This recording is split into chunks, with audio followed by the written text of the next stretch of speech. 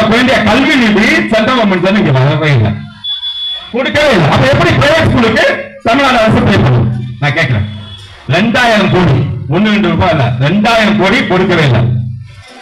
என்னன்னு கேட்டீங்கன்னா, அவங்க ஒரு திணிப்பு, இந்தி திணிப்பு முறையில ஒரு கல்விக் கொள்கையை கொண்டு வராங்க. அந்த கல்விக் கொள்கையை நம்ம அக்செப்ட் பண்ணணும்னு சொல்லிட்டு நம்ம மேல திணிக்கிறாங்க. அதை நம்ம அக்செப்ட் பண்ண முடியாதுன்னு சொல்லிட்டு நம்ம ஒதுக்கணும். ஆனா அதுக்காக 2000 கோடியை வந்து நிப்பாட்டி வச்சிருக்காங்க. யார் வீட்டு படத்தை? நம்ம படத்தை. போன வருஷம் நம்ம பண்ண டாக்ஸ் மட்டும், அதாவது ஜிஎஸ்டி டாக்ஸ் மட்டும் சொல்றேன். போன வருஷம் 2024 இருந்து 25 வரைக்கும் நம்ம பண்ண டாக்ஸ் 53,000 கோடி. ஒரு ரூபாய் பேப்பரா நமக்கு வரது வெறும் 26 பைசா. மீதி 74 பைசா சென்ட்ரல் கவர்மெண்ட் எடுத்துக்கிறாங்க, ஒன்றிய அரசு எடுத்துக்குது. 26 பைசா எனக்கு கொடுக்க. அந்த 26 பைசாவும் அண்ணே, அந்த 26 பைசாவும் இங்க இல்லைன்னு சொல்லிட்டு எங்களுக்கு அதிகாரத்தை கொடுத்துட்டு இருக்க.